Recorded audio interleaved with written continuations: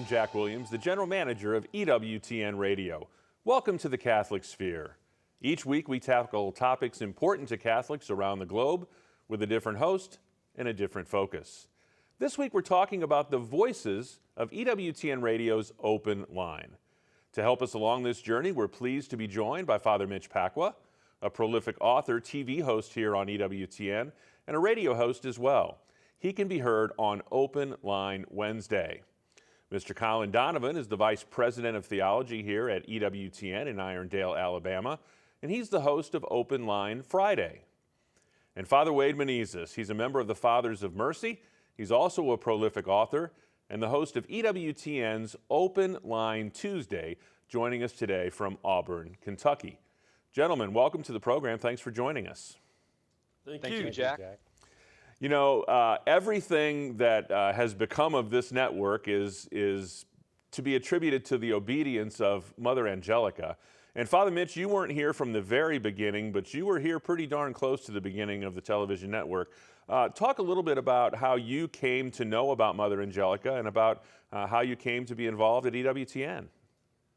Of course. Well, thank you, Jack, for having me. And of course, I had heard of Mother Angelica, but I didn't have cable television. I never could see the network, so I didn't know a whole lot, except through Bill Steltemeyer. Deacon Bill Steltemeyer was the one who introduced me to Mother. He had seen a TV show that I had done on a Protestant network, and he had heard radio shows I did. So he got me an invitation to come to EWTN. At the time, I was living in Nashville, Tennessee, where I was in graduate school, and I drove my 1969 Pontiac Le Mans, a $200 old beater, down to Birmingham from Nashville. And because every so often need a little help, I just wore blue jeans, a flak jacket, flannel shirt, of course, hunting boots and cowboy hat. And when I pulled into the parking lot, I met Mother for the first time.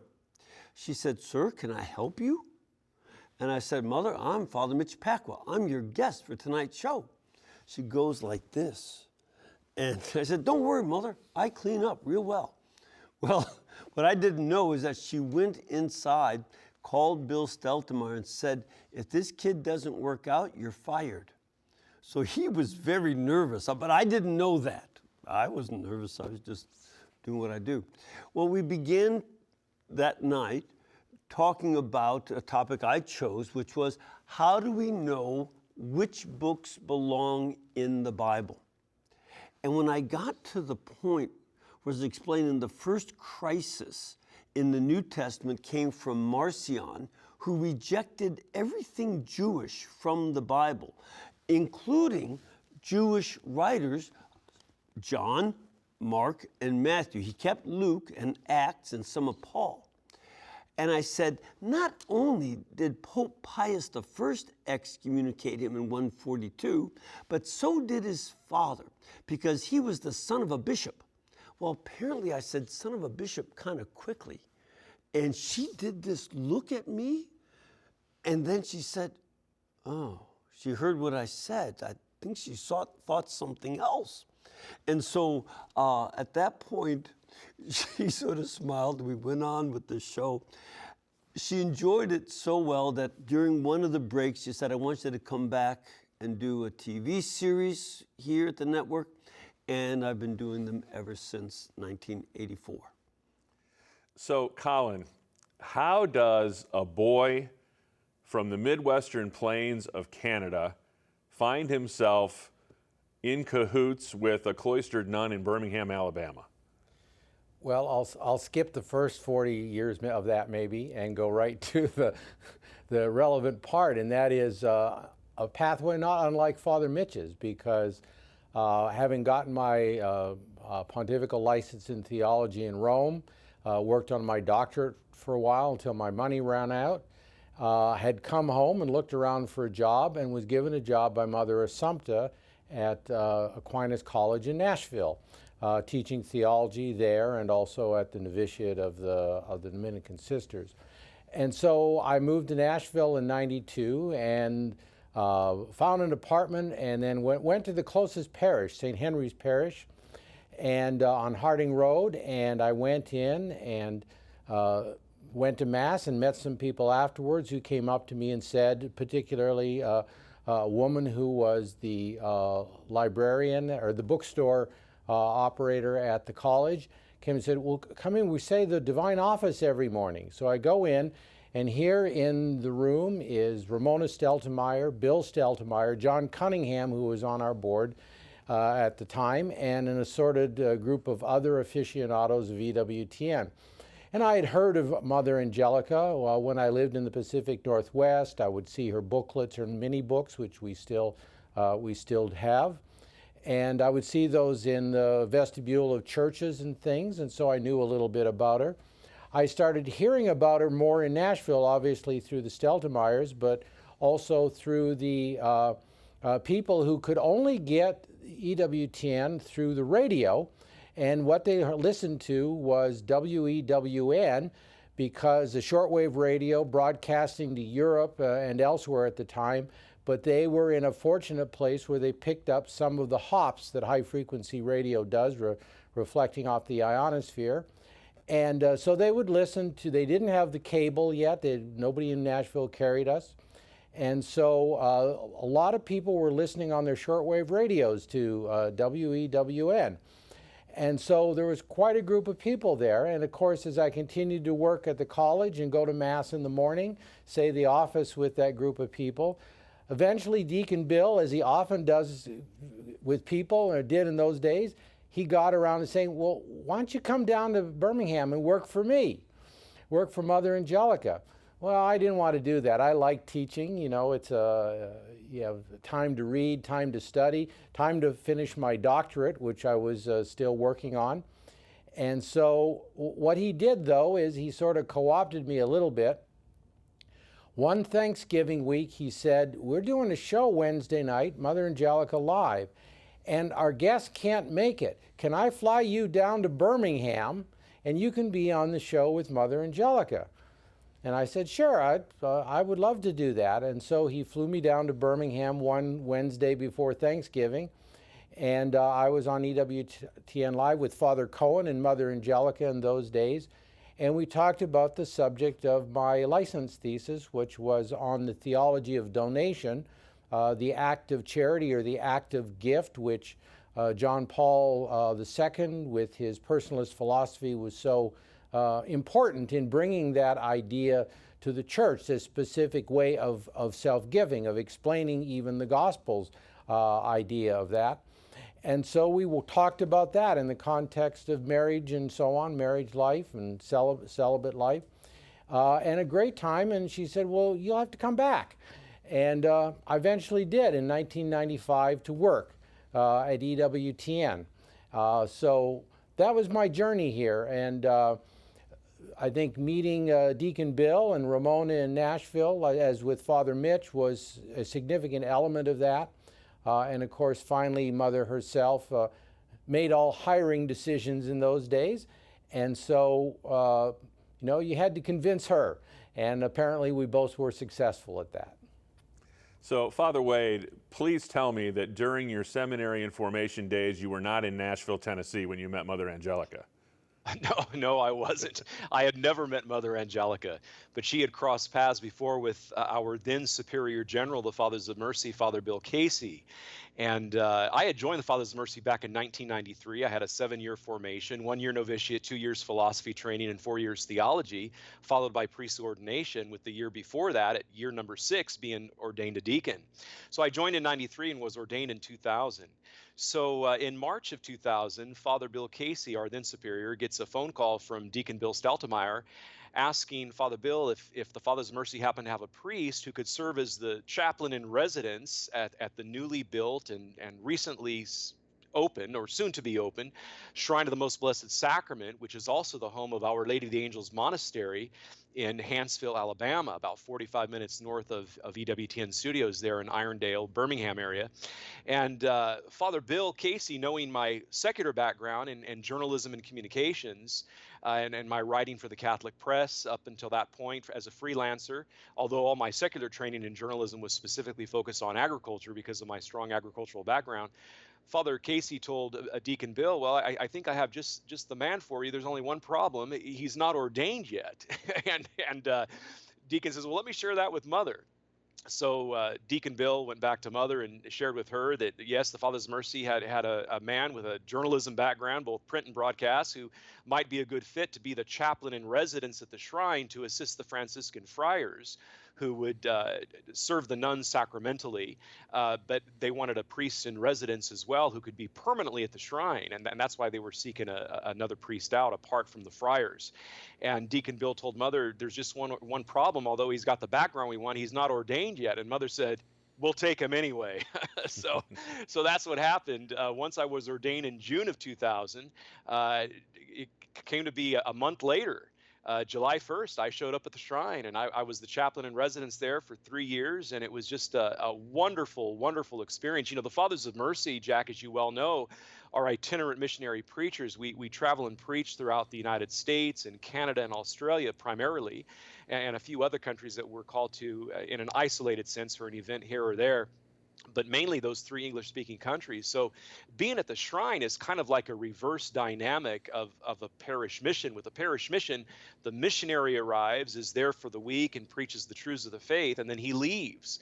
But at the Shrine of the Most Blessed Sacrament, my 3 years there, it was just a wonderful experience, but in a reverse kind of way. I was the missionary preacher who was stationary, and it was the pilgrims who would come in and out and visit the shrine and then leave, and then a new group of pilgrims come in. So it was just a wonderful first assignment. Again, with the parish missions, we celebrate Mass and hear a lot of confessions of the 7 sacraments. Those are the 2 we administer the most, Eucharist and penance. And sure enough, at the shrine, no different. Those were the 2 sacraments I celebrated the most. So it was a good foundation for me for the mission band. And then 3 years later, in 2003, when I was named the vocation director and the student master for the community, the Fathers of Mercy, that's when I left the shrine. But with my relationship that was established there, both at the shrine and with EWTN, who I assisted with various programs during my 3 years of being stationed at the shrine.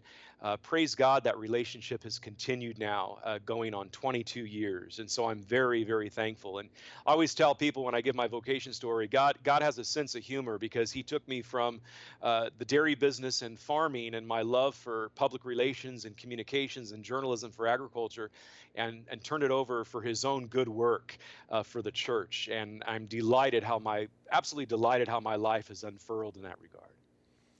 So, Father Mitch, you're the only one on the panel here who was here prior to there even being a radio operation. Do you remember when you first heard about Mother Angelica's desire to start shortwave radio, and what were your impressions at the time? Yeah, it was something very exciting. When I came here, we were only on television 4 hours a night. And the first hour, they had to fill in with other programs that she could get for free, just to fill in the time, because they didn't have enough programming. We moved to 6 hours, and then 24 hours. And then with the shortwave radio, something that I didn't have. Again, I didn't have a shortwave radio to pick it up, but I did when I went over to live in the Holy Land for a time. And it became very clear how we were able to start proclaiming the gospel in all kinds of languages, including Mandarin Chinese, and I think maybe Cantonese, I'm not sure, but in Russian, because that radio signal reached all over the world. I think Kamchatka Peninsula was one of the few places that couldn't get us. And it was something very exciting. We knew that it was just a beginning, but it was an important beginning. And all that Mother wanted to do was get the gospel of Christ to as many people as possible. This was her burning love for Jesus that she put into that. So it was a very exciting thing. I didn't, given that they were broadcasting in Chinese and stuff, okay, good. I'll just stay with what I'm doing in television series about Scripture. But as time went on, and satellite radio came into play, that's when a whole new aspect of radio developed. And eventually I think at the second Catholic radio conference out in California. I didn't know about the first one because it was only a dozen people. But by the time it got up to 24, I was there. And it was very exciting from the beginning to see how lay folk around the country were responding to this need to let EWTN come on radio. And eventually, after 2002, I was able to be part of that as well. You know, in 1992, Mother Angelica launched the shortwave network, and then the signal started being carried over AM/FM stations in 1996. And a little while after that, you know, most of the programming initially was just the audio from TV programs that had been produced. But as the radio network started producing its own programming into that venture a little bit, Open Line was born. It was an idea to have a call-in program hosted by a different person from a different area of expertise on each particular day of the week. And Colin, you were in on the ground floor of that, if I'm not mistaken. It started out initially being a 2-hour program, and radio was up on Radio Mountain, the operations of it. It had not yet been moved down here to the main campus, so they stuck you in a little closet and said go, huh? Yeah, basically, you know, and it even goes back a little further than that, because when WEWN was just on shortwave and we had no AM/FM affiliates or any of that, we used to do a live wire it was called Live Wire. It was a call-in program. I wasn't on that, and like most things in life, you sort of back into it. And this was a case because there were 2 regular hosts. I think it was Monsignor Peter McCarthy from the Birmingham Diocese, and then Father Augustine Hederman, now Father Jim Hederman in Birmingham here. And they would do that show every Wednesday night from the Radio Mountain. And as happens, like the Thanksgiving thing with TV, they had a vacancy one night, and I guess somebody thought I could do a Q&A program. And so I hopped in the car, and we all drove up to the mountain, and we did the show. And I did that a couple times. And then eventually, like you noted, Open Line was started in 2003, I believe it was. And we worked out of an audio suite that was used by the staff for editing, and we squeezed in there with the host in one booth and the producer in the one next to it, and we did that program for 2 hours for quite a few years, and it was really a very good experience, I think, because I think we found out very early on that, one, people can ask a lot of the same questions. That's a given in human relations. But also that people can ask some very unique and good questions about the faith.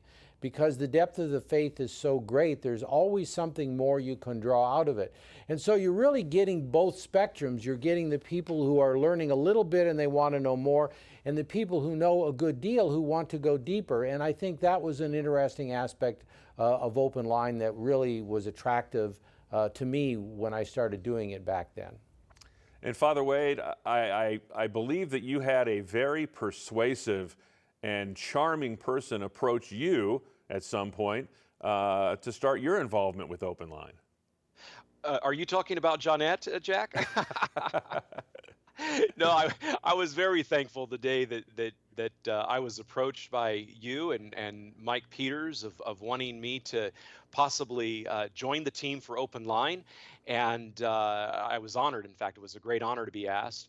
And you shared with me the format and what it would involve, and what day it would be. And my first thought was, how is this going to affect my mission work on the road, and this and that, and the time of day it is, and the different time zones. What are they? And in the U.S., especially if I'm preaching on the road for the Fathers of Mercy, and lo and behold, it could not have been a better scenario, because by Tuesday of the parish mission having begun on Sunday night and ending on Thursday, the excitement of the mission having begun on Sunday night, or even Monday if it begins on Monday, is over. So the mission's well on its way come Tuesday, and we're quite a bit of ways yet from it ending on Thursday night. So Tuesday was just a perfect day. Then 2 o'clock Central, 3 o'clock Eastern was also a perfect time, because the morning session of the mission is done. The evening session hasn't begun yet. It doesn't affect confession times in the morning or the evening. So I thought, this is divine providence asking me to help out. And I had, done a lot with print. I had done a lot with television with EWTN, but I had really done no radio, except maybe a few spots here and there on behalf of EWTN television. And so I was honored that I was asked by you and Mike Peters of EWTN Radio. And it's been a great fit. I enjoy it very, very much. Really, it's another branch of our Fathers of Mercy mission work. Father Bill Casey, the Superior General, formerly before Father David Wilton, who's been in office now for several terms, who was the one in office and still is the one in office when I began Open Line in January of 2018. They have been very, very supportive of my work, and seeing this as an extension of my mission work for the Fathers of Mercy. And it's very, very catechetical in nature, I might add, just as Colin just alluded to, and Father Mitch can attest to also. The callers, they want to call and ask what's on their heart. And we're there to provide for them with the different days, the Monday being apologetics, Tuesday with myself, faith, family, and fellowship. With Father Mitch, it's Bible questions, scripture questions, and then with Father Milady, it's evangelization, and with Colin on Friday, general theology questions. And so there's a lot of dovetailing, There's a lot of dovetailing between the five of us and the different areas of expertise, if you will, that we offer each day. So it's wonderful, and I thank God for the opportunity. Father Mitch, when you became aware of the shortwave venture that led into this AM and FM venture as well, I don't know, I guess you probably suspected that perhaps you might have a role in that at some point. You've been there from the very beginning of Open Line, as Colin has, and one of the things that makes the show work, and one of the things that really speaks to the hearts of those people who call in, is your ability to answer the same question over and over as if it were the first time it had been asked to you. Is that something that you're conscious of, that you try to serve the people by having that enthusiasm every time? I taught high school and university classes for 20 years. And, that's part of being a teacher. The reason that you teach is not so that you can find something that is new, exciting, or unique. It's that you're there for the students. And for them, the question is right now, present. And so I don't need for it to be something that, I don't know. That's, again, I study these things in the past so that I can answer the questions that are brand new and at the forefront of the mind of the listener on radio or the student in the class. So this is what we're trained to do. And Colin, you have such a fervor for the faith. You love what you study, and you study what you love, and I guess that makes it a lot easier to have that enthusiasm every time you hear a question from a new caller. Yeah, I think it does, because this is a part of our relationship with the Lord. We really do have in the Catholic Church a profound personal relationship with Jesus, especially in the Holy Eucharist. But just to talk about God, it's like talking about somebody you love here on earth. You enjoy doing it, you love doing it, to sing their praises, to say what is good and positive about them. And that's true of human relations, and that is true certainly of our relationship with God. And so it's an opportunity to do that. It's an opportunity to speak about the one we love. And I think that everybody who hosts on EWTN, whether on radio or TV, has that same love and has that fervor, which Mother Angelica herself did with her hours a day of Eucharistic prayer, was precisely from that. And I think we all have to come from that in order to be effective in evangelization, whether it's on radio or TV or teaching or whatever it is. And Father Wade, I'm sure that to some degree you can just view this as an interactive parish mission with the callers every Wednesday or every Tuesday, me. Yeah, that's exactly right. That's exactly right. You know, and one of the things that I asked you if I could do back in 2018, Jack, when you first invited me to be on board with Open Lines format, is if I could have a springboard at the beginning of each hour for the first 8 to 10 minutes before we take the first break at about 11 or 12 after, and you said that would be wonderful, and the hope is that the callers, as you know, will kind of stay focused around that springboard topic, but that's not always the case. In fact, the majority of the time, it's not the case because they want to call about what they want to call about, which is a beautiful thing because that's what Open Line is really about. That said, having the opportunity to give that springboard topic each week is a wonderful opportunity to give a particular truth of the faith and to expand on it a little bit, even if it's just for that first 10 minutes or so, to let them know what we believe and why we believe it, and then to call in with their own experiences about that particular truth that the springboard featured, or to call on something else that maybe isn't directly related to the springboard, but is indirectly related to the springboard. And again, it's like a parish mission, virtually, so to speak. Yeah, and it is interesting. It's an interesting dynamic on EWTN's Open Line. It can be heard on EWTN Radio at 3 p.m. Eastern each day, Monday through Friday. On Mondays, we have Father John Trigilio, who is a professor at the Mount St. Mary's Seminary in Emmitsburg, Maryland, talking about general apologetics. Father Wade, as he mentioned, is our host on EWTN's Open Line Tuesday, where he talks about faith, family, and fellowship. Father Mitch is Wednesday, where he talks about church teaching, scripture, ancient languages, and answers all of those questions that the other four hosts tell them to call back on Wednesday and have Father Mitch answer. And on Thursday, we have Father Brian Milady, the Dominican Father Brian Milady, talking about evangelization. And Colin wraps up every week with our topic of theology. Well, gentlemen, thank you so much for taking some time out of your busy schedule to join us here on Catholic Sphere. And we are very happy that you were able to join us, and we were very happy that you were able to join us. Thanks so much for being with us today. And don't forget to tune in next week here on the Catholic Sphere.